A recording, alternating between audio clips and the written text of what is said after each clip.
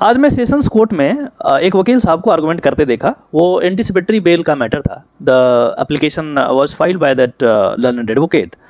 लेकिन उसमें फैक्ट इस तरीके से थे कि कंप्लेंट हुई है against the accused, the client of that advocate, और प्रोसिक्यूशन का कहना ये था, पीपी का कहना ये था, और पुलिस वाला जो आया था उसका कहना ये था कि जी एफआईआर तो दर्ज हुई नहीं है, और चूंकि एफआईआर दर्ज नहीं हुई है तो anticipatory bail is not maintainable, और कोई अप्रीहेंशन है नहीं अरेस्ट का। जब एफआईआर दर्ज होगा तब देखेंगे।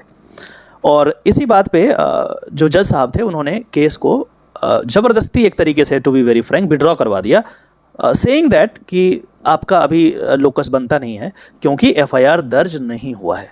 एफआईआर एक बार दर्ज हो जाए तब आपको एप्रीहेंशन होगा और तब आप फिर से आ जाना मेरे पास। वकील साहब वैसे तो एक्सपीरियंस लग रहे थे, बट एनीवे कई बार ऐसा होता है कि आप उस जजमेंट को नहीं पढ़ते हैं। इस पे लॉ सेटल्ड है, क्लियर है कि जी एफआईआर का रजिस्टर होना ज़रूरी नहीं है एंटीसिपेटरी बेल फाइल करने के लिए।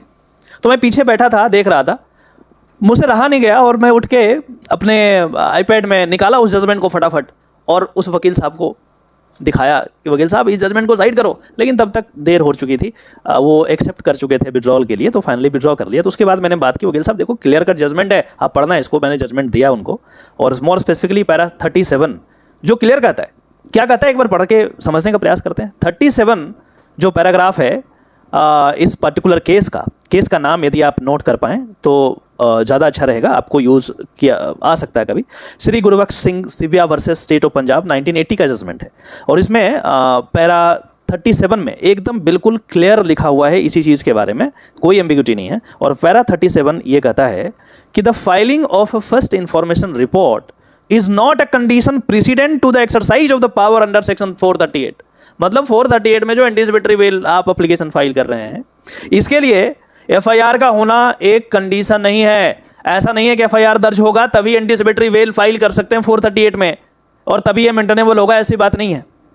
फिर कहा गया है कि the imminence of a likely arrest founded on a reasonable belief can be shown to exist even if FIR is not yet registered.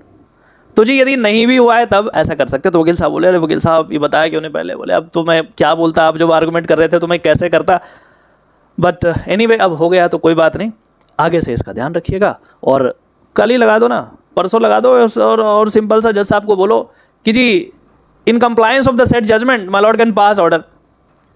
आप ये तब नहीं लिख सकते हैं कि इट इज नॉट मेंटेनेबल। तब आपको क्या करना पड़ेगा, ऐसे केस में हमारे पास आए तो क्या करना, कैसे करते हैं ऐसे केसेस में? जैसे ही पब्लिक प्रोसिक्यूटर ये बोले, पीपी साहब ये बोलेंगे जी एफआईआर तो दर्ज हुआ ही नहीं, तो आप सिंपल सा काम करें कि जनाब ठीक है, आप ये लिखवा दीजिए कि कोई अप्रीहेंशन नहीं है अरेस्ट का, ये लिखवा दीजिए। और जो पुलिस वाला आया है ना उसको बोल दीजिए, साइन कर देगा, लिख देगा एप्रीहेंशन नहीं है, कोई दिक्कत नहीं है, I am more than satisfied.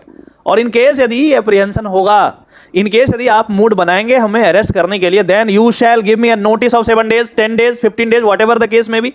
ऐसा हो सकता है क्योंकि आप फोन कर रहे हैं एक्यूज को, आप मैसेज कर रहे हैं, आप उसे बुला रहे हैं, उठवा ले रहे हैं, और कोर्ट में बोले ना ना ना ना ना एफआईआर तो दर्ज हुआ ही नहीं, कोई अप्रीहेंशन है ही नहीं, तो लिख दो ना, कौन मना किया, लिख दो। लेकिन इसके लिए सर ऐसा है ना, प्रेस करना पड़ता है कोर्ट में, आपको वजन लाना पड़ता है। ये प्रैक्टिस है सर, लिखा हुआ हर चीज जो है फॉलो होता है जरूरी नहीं है, ये फॉलो कराना पड़ता है।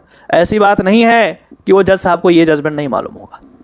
मैं उम्मीद करके चलता हूं कि यदि कोई सेशंस जज वहां तक पहुंचे हैं प्रमोशन से, तो मैं ये उम्मीद करके चलता हूं कि वो ये जजमेंट के बारे में जरूर जानते होंगे। लेकिन इसके बावजूद भी उन्होंने विड्रॉ क्यों करवा दिया?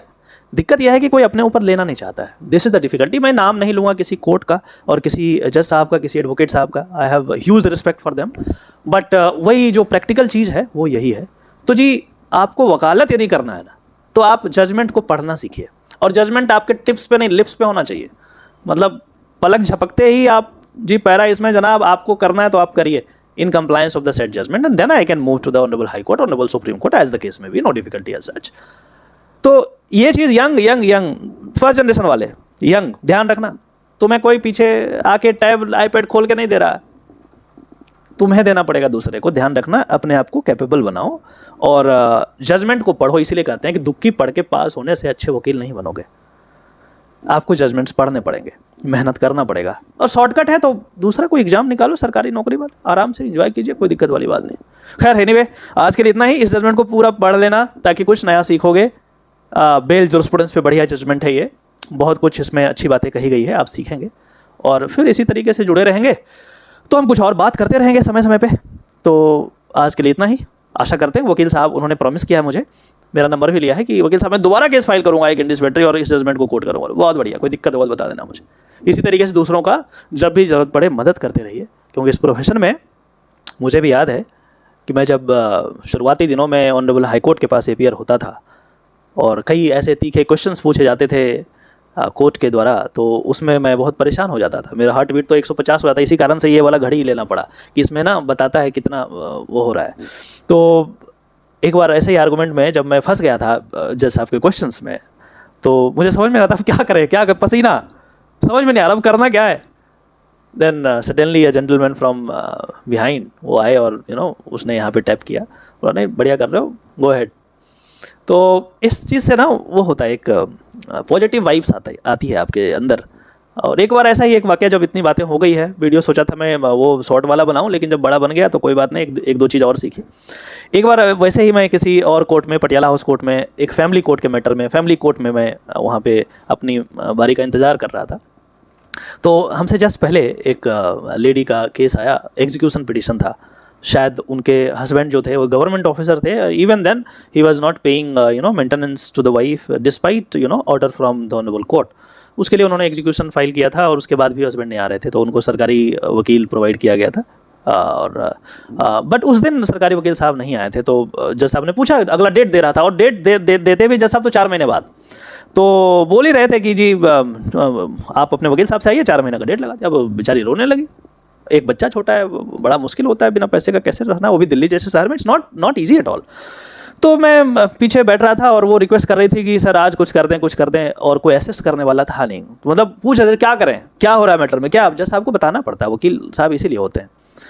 तो मुझसे रहा नहीं गया, मैंने उठ के वहाँ कोर्ट में जज साहब को रिक्वेस्ट किया कि my lord if I can help to this lady and this court, if my lord can give me only 5 minutes, just let me go through the files. Court ने इस एटीट्यूड को बहुत सराहा और obviously the court has given me 10 minutes time to go through the documents so that I can assist to the court. तो मैं बाहर गया और देखा कि क्या है, किस तरीके की चीज़ें हैं, समझ में आ गया जो भी था। मैंने कोर्ट में मेंशन किया और बताया कि जी ऐसा ऐसा ऐसा ऐसा ऐसा, और जज साहब ने फिर अटैचमेंट का ऑर्डर कर दिया। तो हर चीज़ फ़ी के लिए नहीं होता, पैसा पैकेट में आएगा तभी करेंगे, ज़रूरी नहीं है। अरे पैसे को छोड़ो, पैसे इतने आ जाएंगे तो रख ही नहीं पाओगे। पॉजिटिव एनर्जी लाओ, आसपास के लोगों में लाओ। उस क्लाइंट को भी लग रहा था, उस लेडी जो भी है, कि कैसे मतलब कैसे हो गया ऐसा। और मैं एक चीज़ भूल ही गया बोलने के लिए। तो जज साहब ने उनसे पूछा कि तुम्हारे वकील साहब आए क्यों नहीं। बोले जी सरकारी वकील साहब तो हैं लेकिन वो पैसे मांगते हैं और चूंकि पैसे नहीं दिए इसलिए नहीं आए, ऐसा उन्होंने स्टेटमेंट दिया। तो मतलब बड़ा अजीब सा एटमॉस्फेयर हो गया था। With all the due respect to the government lawyers, government counsels, ऐसी चीज़ें होती है कई बार। तो मैं तो बस आंखों देखा हाल जो हुआ है वो मैं बयां कर रहा हूँ, आपको शेयर कर रहा हूँ ताकि आप कुछ इसे सीख पाएँ। तो ये चीज़ हुआ और उसके बाद जो है ना, कोर्ट आपके एक एक एक्शन को ना ऑब्जर्व करती है।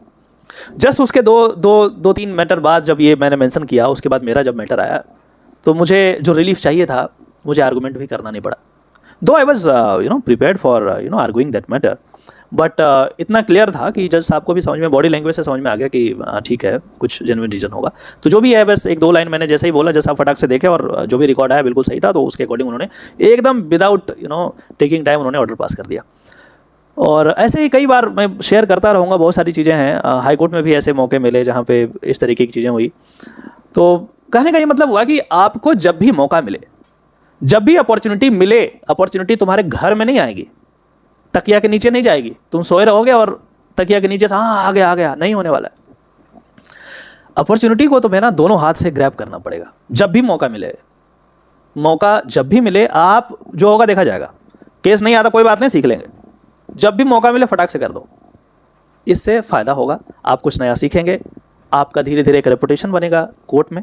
और ऑब्वियस सी बात है कि आप कोर्ट में एक बार तो नहीं अनेक बार जाएंगे, तो उस तरीके से आपका और आपके क्लाइंट का और इस प्रोफेशन का और इस समाज का फ़ायदा ज़रूर होगा।